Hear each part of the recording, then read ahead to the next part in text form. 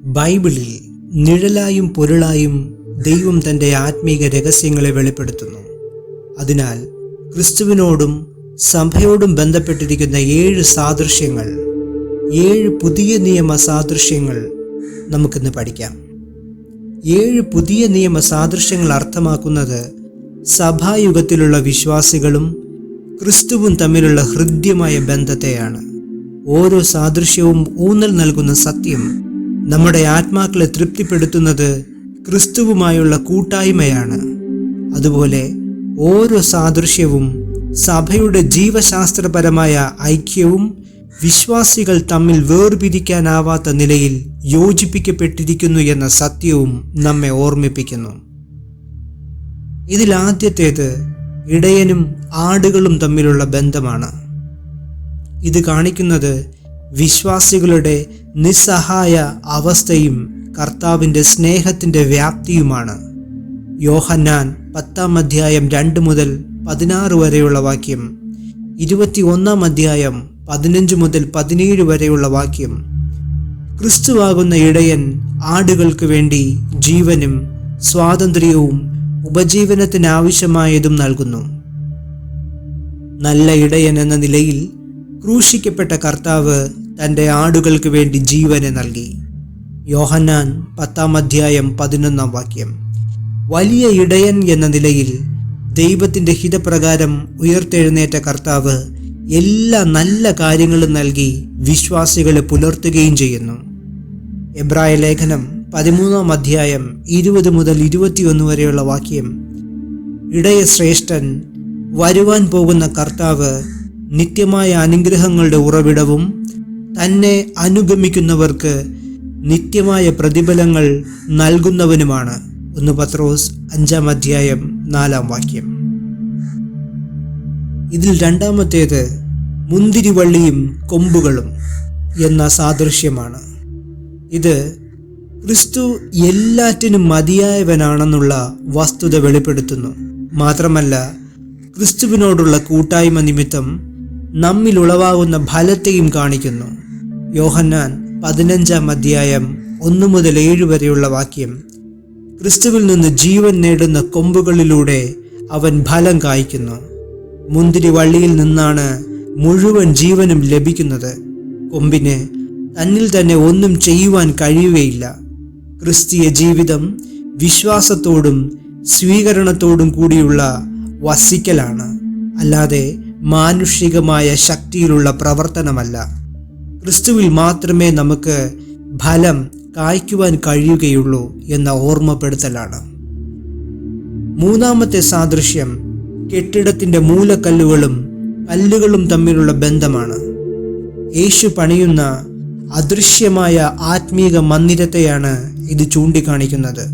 1 പത്രോസ് 2-ാം അധ്യായം 5 മുതൽ 9 വരെയുള്ള വാക്യം.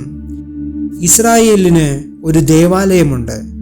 സഭ ഒരു ദേവാലയമാണ്. ആത്മാവിനാൽ പണിയപ്പെടുന്ന ദൈവനിവാസമാണ്. എഫേസ്യർ ലേഖനം 2-ാം അധ്യായം 22-ാം വാക്യം. മൂലക്കല്ല് മറ്റ് കല്ലുകളെ ഒരുമിച്ച് നിർത്തുന്നു. കല്ലുകൾ എന്ന നിലയിൽ വിശ്വാസികൾ പരസ്പരം ബന്ധപ്പെട്ടിരിക്കുന്നു. എന്നാൽ അടിസ്ഥാനം ഒന്നു മാത്രമാണ്. 1 കൊരിന്ത്യർ 3-ാം അധ്യായം 11-ാം വാക്യം. ഒരു കെട്ടിടം പണിയുന്നതിന് അനേകം കല്ലുകൾ ഉപയോഗിക്കുന്നു. മാത്രമല്ല, എല്ലാം പരസ്പരം സഹായിക്കുന്നു. ശില്പിയാൽ പണിയപ്പെടുവാൻ ഏൽപ്പിച്ചു കൊടുക്കുകയല്ലാതെ കല്ലുകൾക്ക് ഒന്നും ചെയ്യുവാനില്ല. മത്തായി 16-ാം അധ്യായം 18-ാം വാക്യം. നാലാമത്തെ സാദൃശ്യം ദേവാലയത്തിലെ പുരോഹിതനും പുരോഹിതന്മാരുമായുള്ള ബന്ധത്തെ കാണിക്കുന്നു. ഇത് ക്രിസ്തുവും വിശ്വാസികളും തമ്മിൽ പങ്കായി ചെയ്യുന്ന ശുശ്രൂഷകളുടെ ബന്ധത്തെ ചൂണ്ടിക്കാണിക്കുന്നു. 1 പത്രോസ് 2-ാം അധ്യായം 9-ാം വാക്യം, വെളിപ്പാട് 1-ാം അധ്യായം 5 മുതൽ 6 വരെയുള്ള വാക്യങ്ങൾ. പഴയ നിയമ പുരോഹിതന്മാരുടെ ജോലി ദൈവം മുൻപാകെ ജനത്തെ പ്രതിനിധാനം ചെയ്യുകയാണ്. യേശു ക്രിസ്തു നമ്മുടെ മഹാപുരോഹിതനാണ്. എബ്രായ ലേഖനം 5-ാം അധ്യായം 8-ാം വാക്യം. അവൻ എന്നേക്കും പുരോഹിതനാണ്. സങ്കീർത്തനം 110:4. അവൻ രാജാവും കൂടെയായതുകൊണ്ട് നാം രാജകീയ പുരോഹിതരാണ്. പുരോഹിതന്മാരെന്ന നിലയിൽ നാം ആരാധന കഴിക്കുകയും സ്തോത്രം, മധ്യസ്ഥത തുടങ്ങിയ യാഗങ്ങൾ അർപ്പിക്കുകയും നമ്മെ തന്നെ ദൈവം മുൻപാകെ സമർപ്പിക്കുകയും ചെയ്യേണ്ടതാണ്. റോമർ 12-ാം അധ്യായം 1-ാം വാക്യം, എബ്രായർ 13-ാം അധ്യായം 15-ാം വാക്യം. അഞ്ചാമത്തേത് തലയും ശരീരവും തമ്മിലുള്ള ബന്ധത്തെയാണ് കാണിക്കുന്നത്.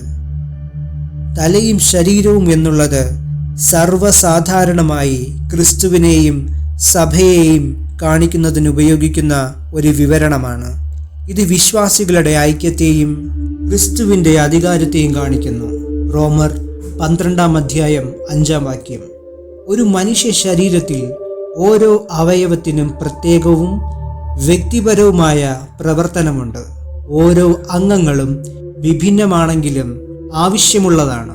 എല്ലാ അവയവങ്ങളും തലച്ചോറിൽ നിന്ന് ആജ്ഞകൾ സ്വീകരിക്കുന്നു. എന്നാൽ എല്ലാം സ്വഭാവത്താൽ മറ്റുള്ള അവയവങ്ങളെ സേവിക്കുന്നു. ശരീരത്തിൻ്റെ പൂർണ്ണമായ പ്രവർത്തനത്തിനു വേണ്ടി നിലകൊള്ളുന്നു. സഭ ഒരു ശരീരമാണ്. അത് ക്രിസ്തുവിൻ്റെ ശരീരമാണ്. ഓരോ വിശ്വാസിയും രക്ഷിക്കപ്പെടുന്ന നിമിഷം തന്നെ ക്രിസ്തുവിൽ ആയിത്തീരുന്നു. 1 കൊരിന്ത്യർ 12-ാം അധ്യായം 13-ാം വാക്യം. അതുകൊണ്ട് ഒന്നായി നിൽക്കുവീൻ എന്ന് പ്രബോധിപ്പിക്കപ്പെടുന്നു. എഫെസ്യർ 4-ാം അധ്യായം. ആറാമത്തേത് ഒടുക്കത്തെ ആദാമും പുതിയ സൃഷ്ടിയും തമ്മിലുള്ള ബന്ധത്തെ കാണിക്കുന്നു. പുതിയ മനുഷ്യ സമൂഹത്തിൻ്റെ തലയായിരിക്കുന്ന ഉയർത്തെഴുന്നേറ്റ ക്രിസ്തുവിനെയും ഒരു പുതിയ വംശത്തിൻ്റെ സൃഷ്ടിയെയും കാണിക്കുന്നു. 1 കൊരിന്ത്യർ 15-ാം അധ്യായം 45 മുതൽ 50 വരെ. ഒന്നാമത്തെ ആദാം പാപവും അതിൻ്റെ ഫലമായി മരണത്തെയും കൊണ്ടുവന്നു. ഒടുക്കത്തെ ആദാം നീതിയും ജീവനും സ്ഥാപിച്ചു. ആത്മീക ജനനം മൂലം വിശ്വാസികൾ പുതിയ സൃഷ്ടിയുടെ ഭാഗമായി തീരുന്നു. ഗലാത്യർ 5-ാം അധ്യായം 17-ാം വാക്യം, യോഹന്നാൻ 14-ാം അധ്യായം 2 മുതൽ 3 വരെ, 1 കൊരിന്ത്യർ 15-ാം അധ്യായം 20 മുതൽ 57 വരെ, റോമർ 18-ാം അധ്യായം 23-ാം വാക്യം.